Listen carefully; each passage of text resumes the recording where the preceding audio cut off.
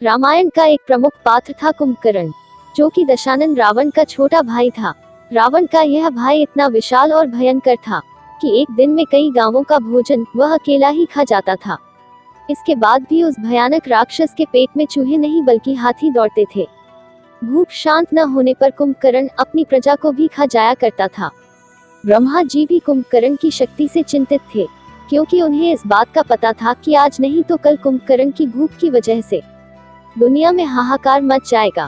फिर एक बार जब रावण, कुंभकर्ण और विभीषण तीनों भाइयों ने ब्रह्मा जी की घोर तपस्या की, उनकी तपस्या से प्रसन्न होकर ब्रह्मा जी प्रकट हुए और उन्होंने रावण और विभीषण को वरदान दे दिया।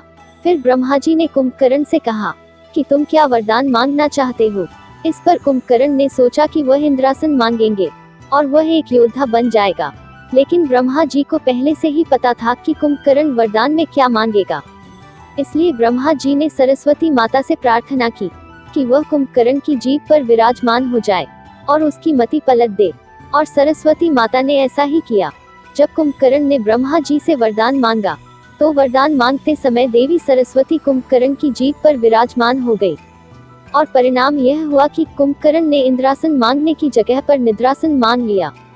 ब्रह्मा जी मुस्कुराए और उन्होंने तथास्तु कह दिया, ताकि सृष्टि की रक्षा हो सके। लेकिन जब यह बात रावण को पता चली, तो उसने सोचा कि वरदान के अनुसार तो कुंभकर्ण हमेशा सोता ही रहेगा। इसलिए रावण ने ब्रह्मा जी से विनती की कि कुंभकर्ण को 6 महीने सोने और 6 महीने जागने का वरदान दे। रावण की विनती सुनकर ब्रह्मा जी ने कुंभकर्ण को 6 महीने सोने और 6 महीने जागने का वरदान दिया, जिससे कुंभकर्ण 6 महीने सोता और 6 महीने जागता था। इस वरदान के बाद कुंभकर्ण सो गया, और जब वह 6 महीने बाद उठा, तो पूरी लंका में हाहाकार मच गया, क्योंकि उसका शरीर किसी बड़े पहाड़ की तरह था। उसे उठते ही भूख लगी। सबसे पहले उसने लंका में खाना ढूंढना शुरू किया।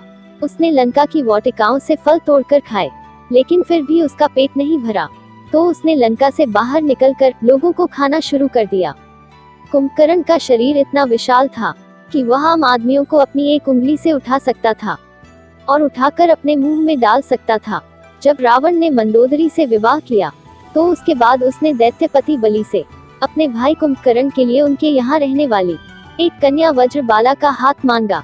वज्रबाला बलि की पुत्री थी और बलि विरोचन का पुत्र था। वामन अवतार में जब भगवान विष्णु ने बलि से 3 पग धरती मांगी थी, तो उस समय वज्रबाला वहां मौजूद थी, और इन सबको देखने के बाद वज्रबाला एक बलशाली कन्या बन गई थी। उसे हथियार बनाने की अच्छी समझ थी। रावण के कहने पर कुंभकर्ण और वज्रबाला का विवाह हो गया, और वज्रबाला कुंभकर्ण के साथ लंका गई और लंका में बड़े बड़े हथियार बनाने लगी थी। कुछ समय के बाद वज्रबाला और कुंभकर्ण के 2 पुत्रों ने जन्म लिया, जिनमें से एक का नाम कुंभ और दूसरे का नाम निकुंभ था। इसके अलावा कुंभकर्ण ने 2 और विवाह किए थे, और यह दोनों विवाह उसने अपनी मर्जी से किए थे।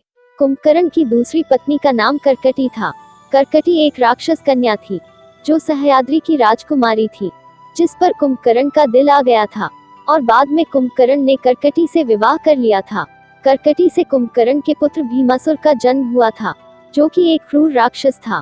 कर्कटी कुंभकर्ण के साथ लंका में नहीं रहती थी, वह पर्वत पर रहती थी और अंत तक वही रही। कुंभकर्ण का तीसरा विवाह कुतुबपुर में महोदर नामक राजा की कन्या तड़ितमाला से हुआ था, जो बाद में लंका में ही रहने लगी थी। कुंभकर्ण की पहली पत्नी वज्रबाला को रावण ने लंका की शस्त्र बनाने वाली सेना का सेना प्रमुख नियुक्त कर दिया था।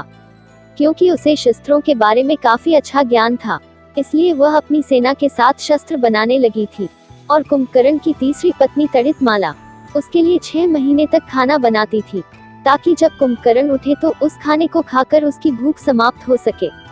रावण और कुंभकर्ण हमेशा से राक्षस नहीं थे, बल्कि एक श्राप के मुताबिक वो राक्षस बने। धर्म ग्रंथों के अनुसार भगवान श्री विष्णु के दरबार में जय और विजय नामक के 2 द्वारपाल थे। एक बार सनक, सनंदन, सनातन और सनत कुमार नाम के 4 मुनि भगवान श्री विष्णु के दर्शन करने के लिए पहुंचे।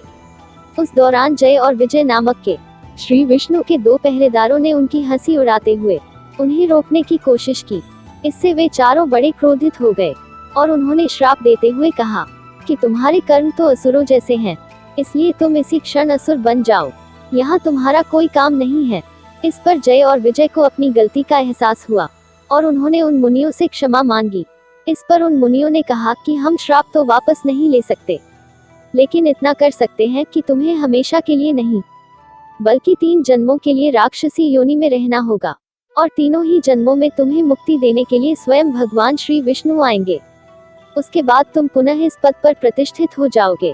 फिर अगले जन्म में जब कुंभकर्ण को अपनी शक्तियों का पता चला, तो उसे अपने ऊपर घमंड हो गया था, और भगवान विष्णु को युद्ध के लिए ललकारते हुए कुंभकर्ण वैकुंठ लोक में पहुंच गया।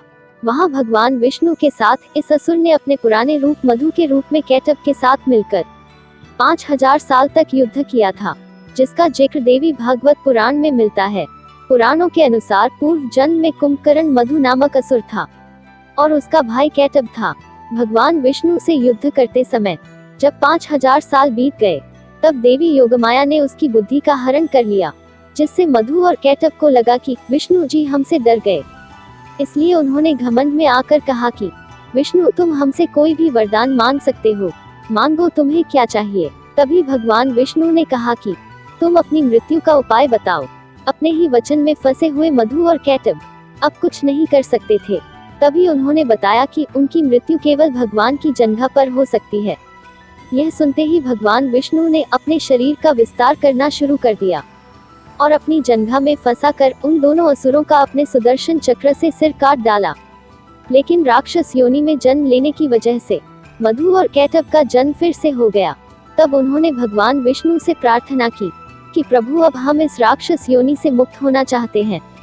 इस पर भगवान विष्णु ने मुस्कुराते हुए कहा कि अभी इसमें और समय बाकी है। तब मधु कैटब ने पूछा कि भगवान आप हमें किस रूप में मिलेंगे, हमें कुछ तो बताइए। तब भगवान विष्णु ने कहा कि त्रेतायुग में मैं एक असहाय राजा होऊंगा, जो कि अपनी पत्नी को ढूंढते हुए तुम्हारे राज्य के समीप आऊंगा। तुम अपने राज्य और अपने बड़े भाई की आज्ञा का पालन करते हुए मुझसे युद्ध करोगे और मेरे हाथों ही तुम मारे जाओगे। इतना कहकर भगवान विष्णु अंतर्ध्यान हो गए। कुंभकर्ण को कुंभकर्ण बनने का वरदान भगवान विष्णु ने उसको उसके पिछले जन्म में ही दे दिया था। त्रेतायुग के समय रामायण में भी कुंभकर्ण के पूर्व जन्म का उल्लेख मिलता है। असल में एक ऋषि के श्राप के अनुसार कुंभकर्ण जंगल में भटक रहा था। उसी समय वहां पर भगवान विष्णु के रूप में एक चरवाहा आया, जिसकी कुंभकर्ण से लड़ाई होने लगी।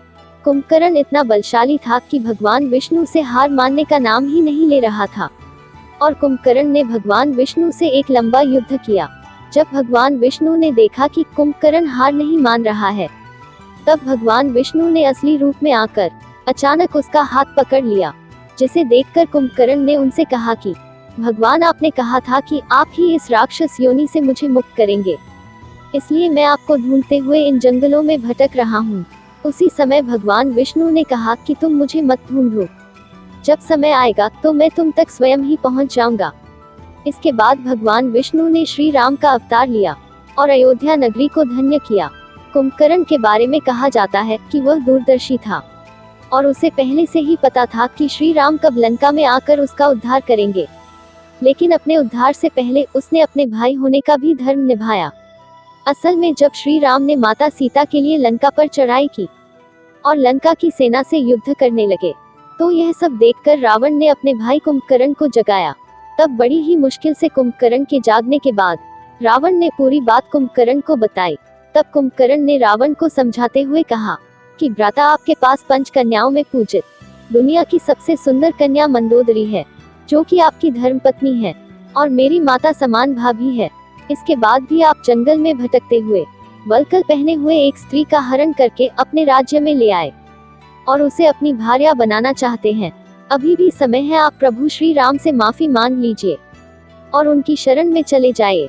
उनका दिल बहुत बड़ा है, वो ही तीनों लोकों के स्वामी है, वह आपको जरूर माफ कर देंगे।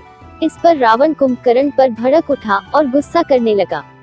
बदले में कुंभकर्ण ने रावण से कहा कि मैं तो आपको समझा रहा था, लेकिन कोई बात नहीं, एक छोटे भाई का धर्म है कि वह बड़े भाई की आज्ञा का पालन करे। आप जैसा कहेंगे मैं वैसा ही करूँगा, चाहे इसके लिए मुझे अपनी जान ही क्यों ना देनी पड़े। यह कहकर कुंभकर्ण अगले ही दिन रणभूमि में कूद पड़ा। रणभूमि में पहुंचते ही कुंभकर्ण ने वानर सेना में हाहाकार मचा दिया। उसने भगवान श्री राम की सेना को तितर बितर कर दिया और न जाने कितने ही वानरों को मार दिया। जब यह सब श्री राम ने देखा तो उन्होंने कुंभकर्ण की तरफ अपना धनुष बाण किया और अपने बाण से उसका उद्धार कर दिया। कुंभकर्ण के मरने के बाद रावण दुखी हो गया था क्योंकि उसने अपना भाई खोया था। लेकिन रावण से ज्यादा दुखी कुंभकर्ण की पत्नियां तड़ितमाला और वज्रबाला थी। लेकिन उसकी यह दोनों ही पत्नियां युद्ध में मारी गई थी क्योंकि वज्रबाला और तड़ितमाला दोनों ने ही श्री राम से प्रार्थना की थी कि उन्हें भी इस राक्षस योनि से मुक्ति मिल जाए, और श्री राम जी ने बाद में ऐसा ही किया। कुछ पुराणों की माने तो जब श्री राम ने कुंभकर्ण का वध किया तो उसके बाद कुंभकर्ण को राक्षस योनि से मुक्ति मिल गई थी और वह वापस भगवान विष्णु का द्वारपाल विजय बन गया। और ग्रंथ भी इसी तरफ इशारा कर रहे हैं कि 3 बार राक्षस योनि भुगतने के बाद आज कुंभकर्ण वापस अपने असली अवतार विजय के रूप में भगवान विष्णु के द्वारपाल के रूप में पुनः उस पद पर प्रतिष्ठित हो गया। साथ ही उसका भाई रावण भी अपने वास्तविक जय के रूप में आकर बैकुंठ लोक का द्वारपाल बन गया। दोस्तों, आपको यह कहानी कैसी लगी? आप कमेंट बॉक्स में जय श्री राम लिखकर अवश्य बताएं। यदि आपको वीडियो अच्छा लगा हो तो लाइक और शेयर करें। साथ ही यदि आप हमारे चैनल पर नए हैं तो आप हमारे चैनल को सब्सक्राइब जरूर करें। धन्यवाद दोस्तों।